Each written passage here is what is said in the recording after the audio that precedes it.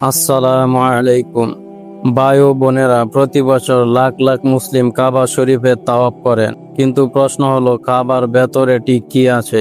দেয়াল, মেঝে, ছাদ, দরজা কেমন? আজকের এই ভিডিওতে আমরা সহিহ হাদিস, প্রাচীন ঐতিহাসিক গ্রন্থ ও আধুনিক যাচাইকৃত তথ্যের আলোকে জানব কাবা শরীফের অভ্যন্তরীণ দৃশ্য। ভিডিওটি শেষ পর্যন্ত দেখুন, কারণ এখানে এমন কিছু তথ্য আছে যা অনেকেরই অজানা। ইসলামের ইতিহাসে কাবার ভেতরে প্রবেশ করা সাহাবীদের সংখ্যা খুবই সীমিত। সহিহ বুখারী ও মুসলিমের বর্ণনা অনুযায়ী রাসূলুল্লাহ সাল্লাল্লাহু আলাইহি ওয়াসাল্লাম মক্কা বিজয়ের দিন কাবার ভেতরে প্রবেশ করেছিলেন এবং সেখানে নামাজ পড়েছিলেন। তারপরে হযরত উসামা ইবনে যায়েদ রাদিয়াল্লাহু আনহু, হযরত বিলাল রাদিয়াল্লাহু আনহু এবং হযরত আব্দুল্লাহ ইবনে আব্বাস রাদিয়াল্লাহু আনহু প্রমুখ সাহাবী ভেতরে প্রবেশ করেছিলেন। তাদের বর্ণনা থেকে আমরা কাবার অভ্যন্তরীণ গঠন সম্পর্কে নির্ভরযোগ্য তথ্য পাই। কাবার ভেতরে প্রবেশ করলে প্রথমে চোখে পড়ে একটি প্রশস্ত, পরিষ্কার ও সুসজ্জিত কক্ষ। মেঝে মার্বেল পাথর দিয়ে বাঁধানো, যা ঠান্ডা ও মসৃণ।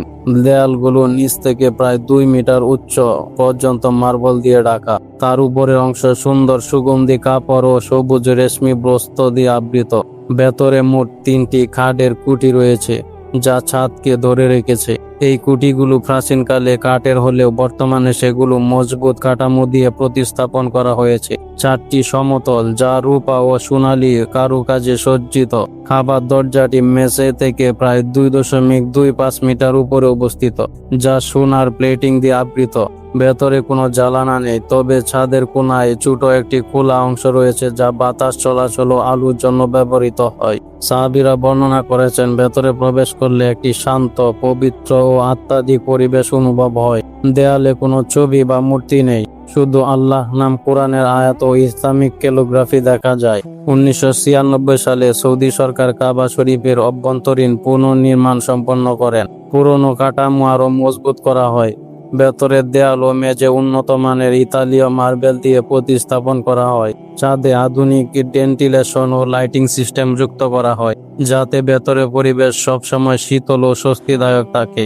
সৌদি আরবের হাজ অ্যান্ড উমরা মিনিস্ট্রি এবং general presidency for the affairs of the two holy mosques কর্তৃক প্রকাশিত অফিসিয়াল ফুটেজ ও ডকুমেন্টেশন এই তথ্যগুলো নিশ্চিত করে। কোনো অপ্রমাণিত গুজব বা কল্পনাপ্রসূত বর্ণনা এখানে স্থান পায় না। ভাই ও বোনেরা, কাবা শুধু পাথর ও ইটের ঘর নয়, এটি আল্লাহ তাআলার ঘর, যেদিকে মুসলিম উম্মাহ কিবলা করে নামাজ পড়ে।